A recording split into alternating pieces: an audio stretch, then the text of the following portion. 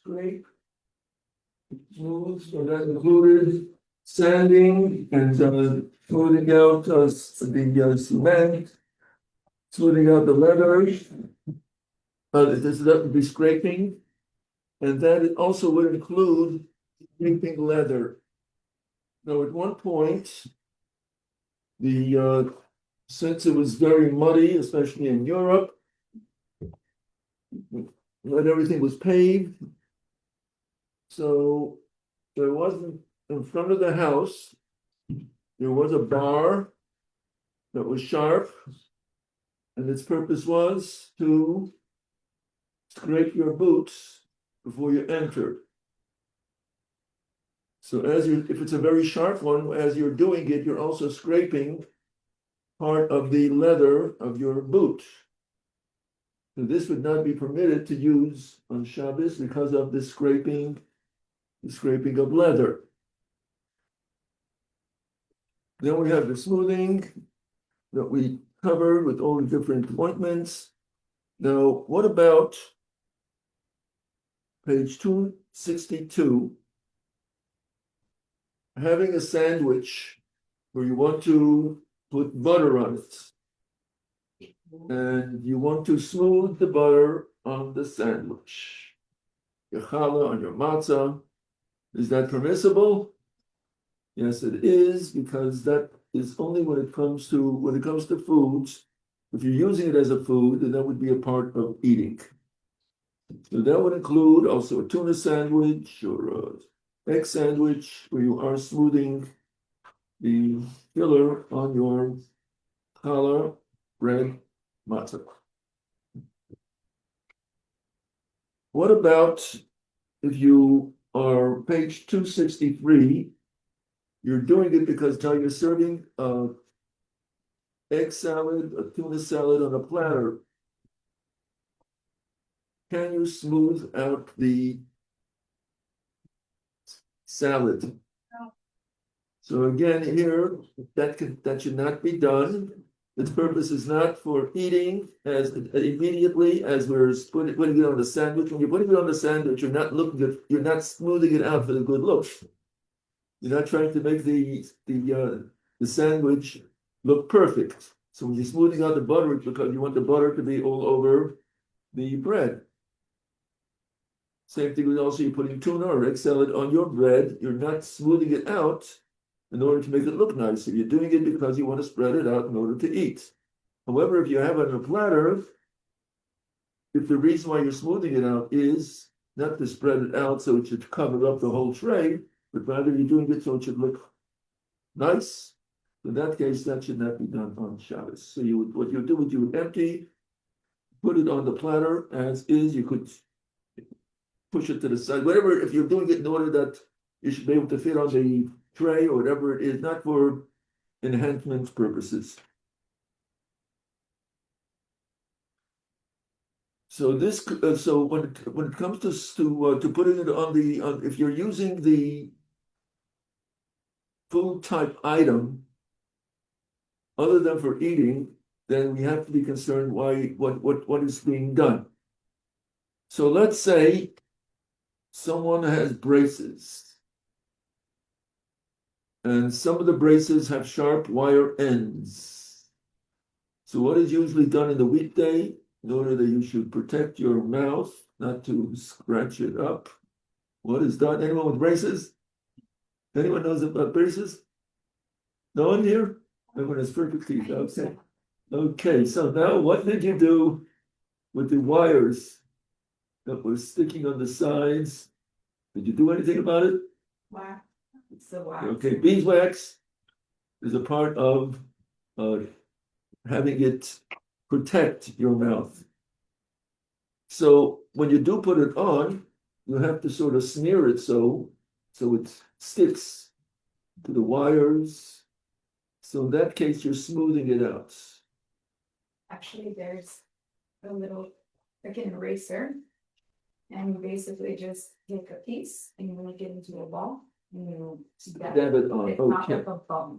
Okay, so now the problem would be breaking it off from its base, breaking off a piece, you want to break off a certain amount.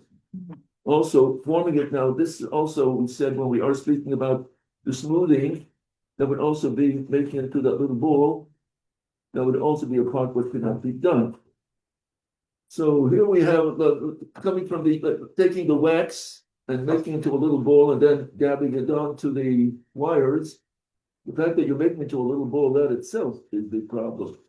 So therefore, as far as toys are concerned, there are certain toys that its purpose is you sort of smooth it out, you make it into a ball, and that would be something that's called silly putty. So using that as a toy for Shabbos, it's not a Shabbos toy, that cannot be done. Same would also be, you have Play-Doh, we're also making a dough-like substance as a play. That itself is also not a Shabbos toy, that cannot be done. So what could be done, I guess, those who do have the braces, they would have to prepare it before Shabbos. There are those who would sort of fit it on before Shabbos, see how it fits, and then it's already, you made the mold already before Shabbos, you just put it on Shabbos itself. So those who do have braces, so they would have to sort of check with the halakha authority of how to prepare for Shabbos. Now, on page 264, we have the spreading. We had a whole display last week of different ointments and creams and lotions, those that were permissible for Shabbos, those that are a Torah prohibition, and those that are rabbinic. The Torah prohibition would be those that are solid-like. If you were to put a pencil in and take out the pencil, the hole would remain because it is a solid. Using that on Shabbos is a Torah prohibition. With the lotions that have body to it, that would be rabbinic. So when it comes to a child or someone who is in need of, in order to prevent infection, so the prohibition is the spreading. The dabbing itself is not prohibited. That would be rabbinic, because they are concerned if you're going to dab it on, then you're going to spread it. Next step would happen, you forget a Shabbos and spread it. So therefore, that's rabbinic. When it comes to preventing infection or dealing with a child, as we said, under 3 years old, we should consider them that's a chaylesh ein b'sakon. It's someone who is ill and needs to be treated. So therefore, when it comes to the diaper rash, things of that sort, so therefore there are two issues. One would be using medicines on Shabbos. Second is concern about the rabbinic prohibition of spreading cream or ointment that is rabbinic.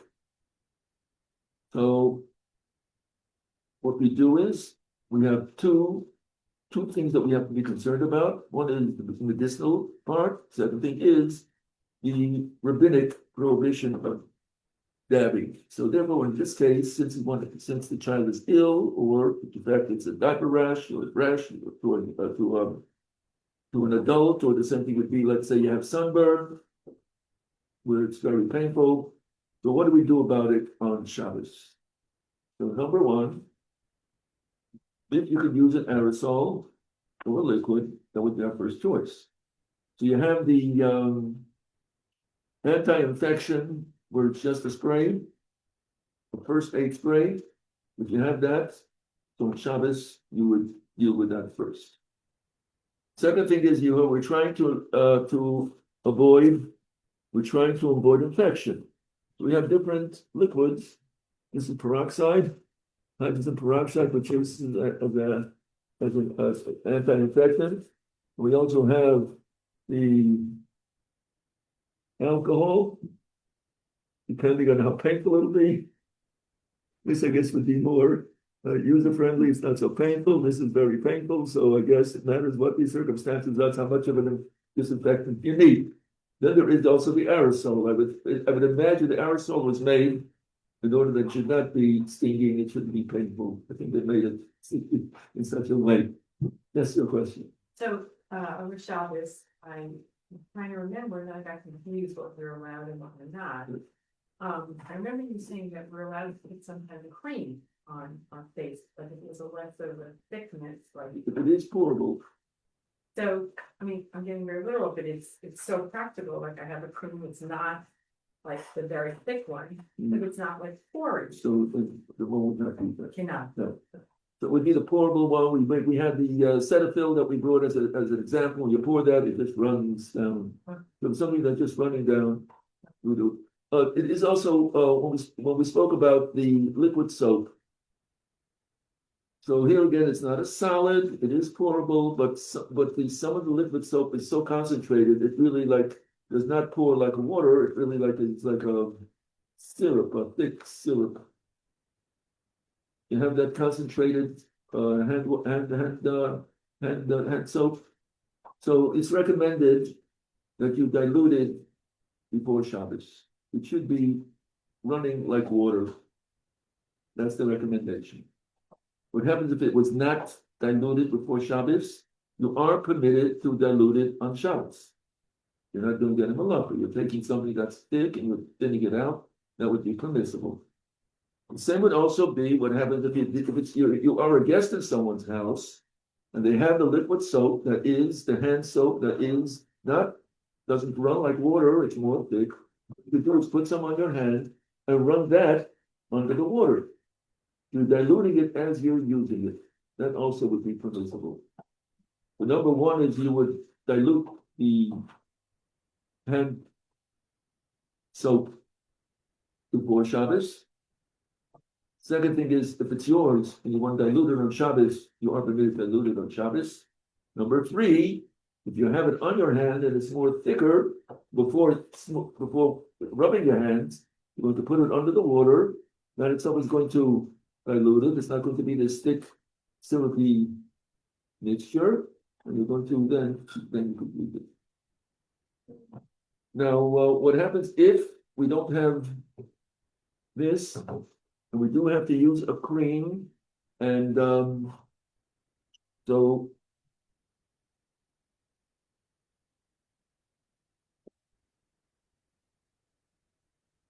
I'm using this as an example where this would be an antiseptic. This happens to be a hand cream, but I'm just using this as our example. So what would we do? So what we would do is we also got something that needs a Band-Aid.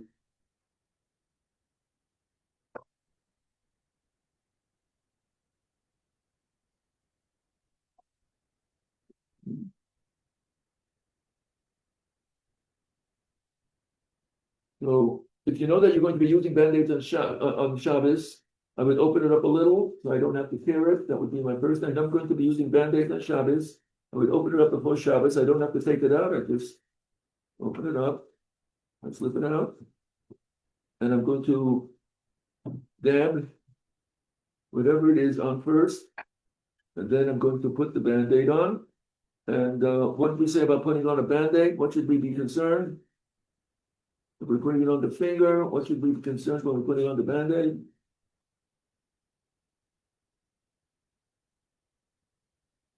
Usually when you put on Band-Aid on the finger, what do you do with the ends? What do you usually do? Take them down. How do you do it? Usually. Or now, what do you do with the other end? Usually, I know I'm saying, we're putting it on, it's on my hand now. What do I do with the other end? Huh? Stick it to the other side. So I don't put one on the other because then I'm going to be taking it up. What I would do is I'd make it on an angle. I'd cover up whatever has to be covered. And then I'm going to put it on an angle. One will not overlap the other. It's going to be, everything is going to be on my skin. And this is, I did that on Shabbos in order not to overlap, to stick the, this is only temporary. It's not meant to be there. Can't be there. It's not meant to be there. And therefore, it should be this would be a permissible way. So what I'm going to do is I'm going to put the ointment on the skin itself, dab it on. I'm not going to smooth it, even though the Band-Aid might smooth it out, but that's not our concern. We're not doing it indirectly. It's something that is not a solid, it is semi-solid, and therefore this would be rabbinic in the case of need, and then I would be permitted to do so. Okay,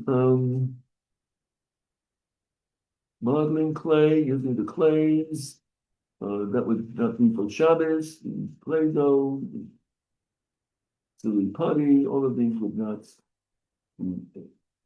Now, question, I am permitted to smear my butter on the bread, allowed also to spread it out. What about smearing butter on my lips? No. So this is the reason I'm doing it is not because I'm doing it as not as a food, I'm using it now as a cream. Then we give it the same status as every other cream. The butter is a solid, therefore I cannot use the butter as lip lotion. If you are eating bread and butter, it's very a very thick butter, and it happens to stick to your lips, and you're doing it in the way of eating. So then, You gotta eat it all. no, just eat it. You're using it as a food. Then we have something else. I don't know if it's still popular or not, but at one point, Americans were identified by their chewing gum. You saw someone walking down the street chewing gum, you know that was an American, that was an American style. I don't know if it's as much popular now as was. Am I right? Yes, no? So are you allowed to chew gum on Shabbos? Chewing gum on Shabbos. Is there any problem chewing gum on Shabbos? No, I mean, when you walk outside. Not walking outside, not when you walk outside, right. Now, what happens if you want to use the gum to, so there is something that you want to close up with a gum. Just to give an example of how some people would use that, let's say you have a pipe and it has to be repaired and you don't have any tape. For some people, if it's a very sticky gum, would use that as a filler. Doing that on Shabbos, you're not using it as a food, or the food, you're using it as a filler, filling in a hole. That could not be done on Shabbos. It's the same as using the putty or using the plaster or using something else, whether it's, even though it originally started off as a food, but now you're not using it as a food, you're using it now as. Yeah. Any questions on this? Yeah, Yes. so why is it rabbinical, why would it be rabbinical to not use something for therapeutic purposes? Why wouldn't we? Because we had that in the previous lesson when it came to grinding. At one point, making medicine was a home remedy that everyone would make their own. They would not go to the pharmacy, they would make their own. Therefore, they would grind the ingredients before them. This was something that the pharmacy would do. If you see at one point that symbol, I don't know if it's still being used, the symbol of a pharmacy, they put something in the window. What was the symbol of a pharmacy? Mortar and pestle. That's correct. The pestle and the mortar and pestle. You had a bowl with them. Why was that a symbol of a pharmacy? Because that's what the pharmacist did. Going back, I guess, the times of your parents, not necessarily did they have ready-made pills. Most of them were actually prepared by the pharmacist. So the pharmacist did not get ready pills. He was the one who filled them. So he would take and make the ingredients, he would grind them, he would prepare them, fill the pills, fill if they were this is also, and make the pill. He had a pill maker. He would actually put the powder in and put a press. That was all the work of the pharmacist. At one time, the individual would do this. So they take the ingredients, they would grind it. Since this was so common, so therefore, the concern was that you would make the ingredients on Shabbos. Forget that it's Shabbos, make the ingredients, and grinding is a Torah prohibition. So therefore, to put that medicine should not be used on Shabbos. Again, if someone is that ill that they are not able to function, they have to get to bed, then the rabbinic prohibition was removed and tried to do whatever with a shina, with something that is not the usual way of doing it. So let's say we have the lotion that is medicinal, and you have to see if you could dab it on. Our first choice would be to dab it. What happens if it has to be spread? You would do it in an unusual way. You would do it with your pinky, or do it with the back of your pinky. You have to remember that it is a medicine. We're doing it because it is needed. But at the same time, remember that it's Shabbos, so you do it in an unusual way. The same thing would also be that something that you have to, let's say, severe burns, we actually have to take the ingredients that the cell that has to go on is a solid one that has to be done. So you would do so, take it out with in an unusual way. You wouldn't take it out with your finger, you would take it with something else that normally you wouldn't take, the back of a plastic spoon, instead of taking the front of the spoon, take the handle of the spoon, doing it in an unusual way to remember that it is Shabbos, doing it. So what about when a person takes a daily medication or they're on antibiotics, you're not supposed to just. So that in that case, the person is considered ill, and then you would do whatever is needed. So the people who are taking for their heart conditions, or for the blood pressure, or all these different diabetes, or whatever else it is, cholesterol, all things that they're taking on a regular basis, they would take that on Shabbos. Again, if the doctor would tell them that they should not be skipping any dosages. Now so now we have the leather was made. We now have to get it to size. This is on page 269. We have to now get it to size that it should go over the Mishkan. So how do they know where to cut? So they would do something that is called scoring, and in Hebrew it's called misharket.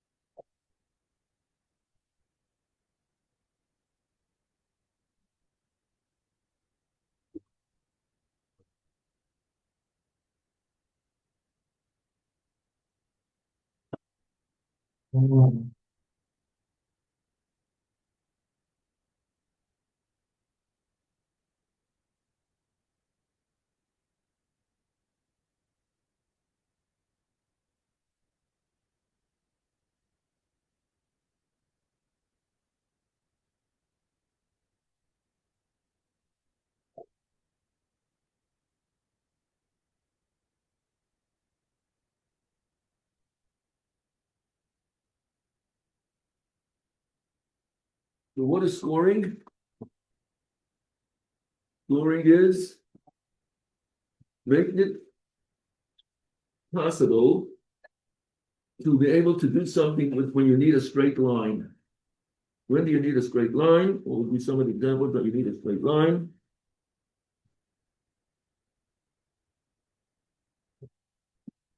What are some of the examples? When do you need a straight line? Besides food. Besides food. When do you need a straight line? So if you're going to be cutting the leather, you want to cut it to a certain size. It had to be 30 cubits by 10 cubits. You're going to be fitting everything into that size. So you would score it. Then, what we have, for instance, we want to write on a straight line. And we have paper that doesn't have any lines. And you just want to write on the line. So what do? You would score it. How would you score it? Take a ruler, a straight edge, and then you would make the lines. You're not writing, which means writing is making symbols, but here you're just making a line. So doing this on Shabbos, making the line, would be the malacha of the Shartek, the scoring.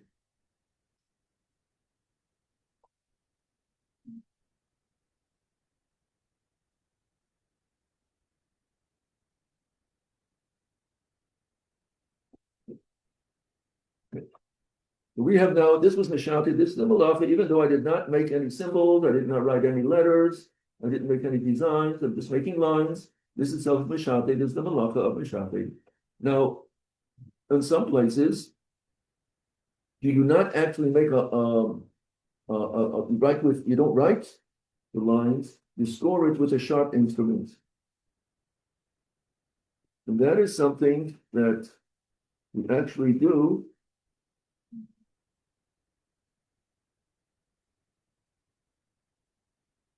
On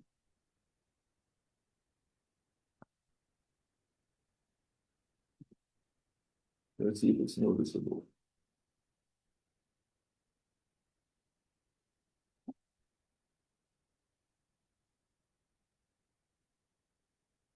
Before you write the mezuzah, the sofer has a sharp metal, and you would make the lines on the mezuzah, which is a part of Halacha L'Moshe Sinai. He also has to make a frame around where the writing is going to take place. So this making the lines, so even though you're not going to see the lines as with a pen or pencil, but you do have it with a sharp instrument. The fact you are making these lines, that itself is the halacha. Some of those you could tell the line because the lines go until the border. If anyone would like to see this, we can pass it around. Did anyone see a mezuzah? The inside of a mezuzah? Everyone saw the inside of a mezuzah? So you have the actual score. If anyone in the class, you can come and see it. Until the end of you'll see the score lines that go all the way until the end of the parchment, even though the writing does not go until the end of the parchment. Let me see this.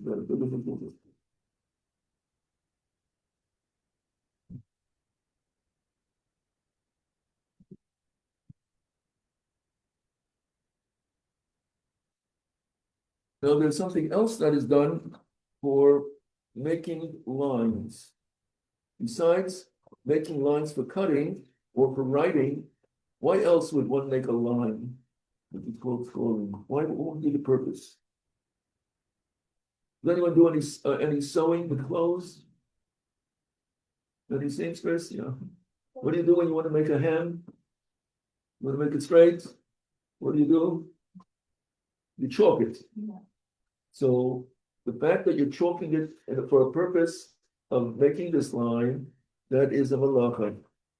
Chalking something itself, first of all, the chalk is muktzah, but then chalking something and not making any purpose, that would not be a Torah prohibition.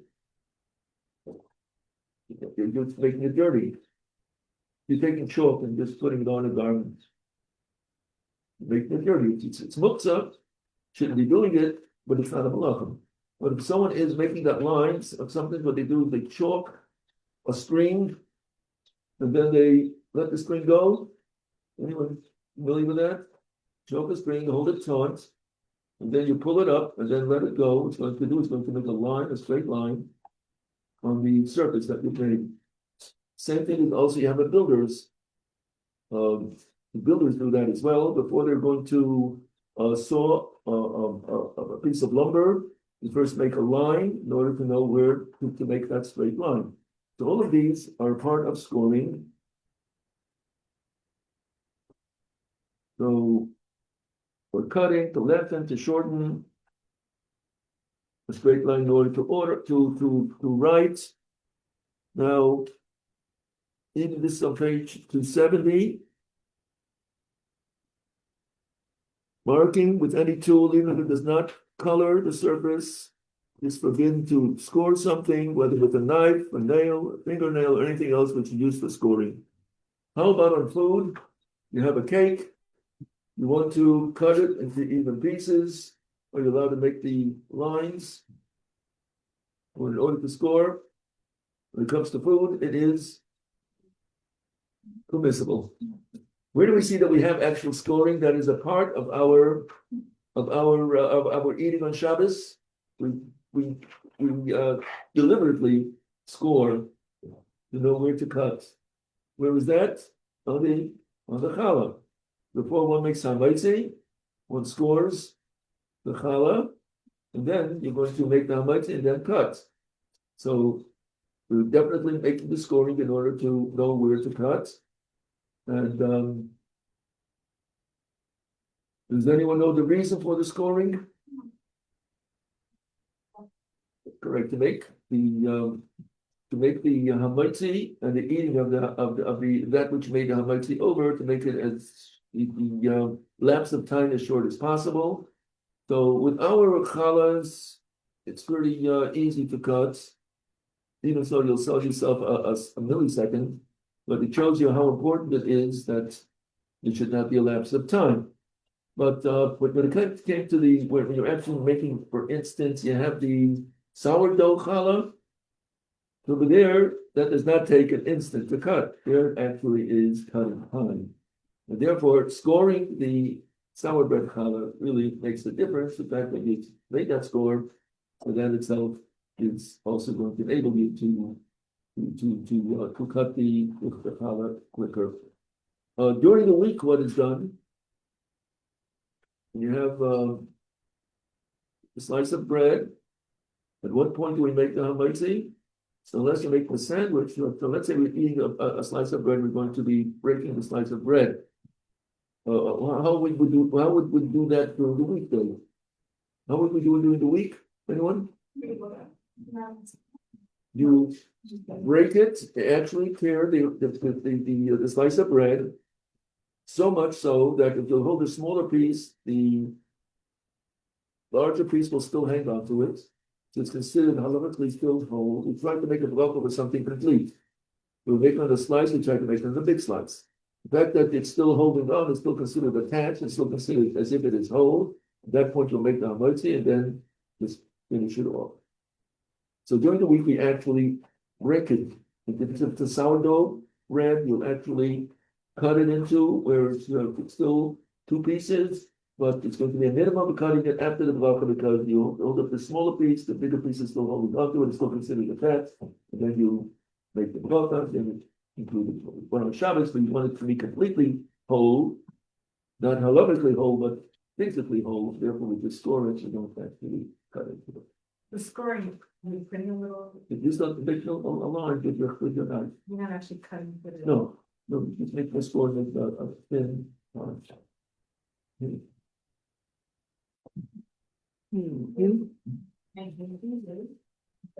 So does anyone have the mezuzah? It's right there. Okay. Yeah. Okay, if you want to look at the mezuzah, you can look at it. Wash your hands. We still believe that if the whole smaller piece, this bigger piece is still very before you say it. So if you get already, it'll take less time. You don't have to start from the very beginning. You don't have to say yourself half the time. And then now it's open. And it's still attached because the smaller piece, the bigger piece is still there. You make down those things, and then you'll complete. I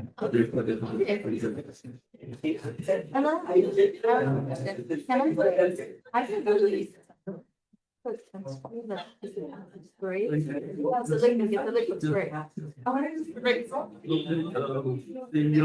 sunscreen spray, you can use them, Shabbos. I do want to say, because, this you're not.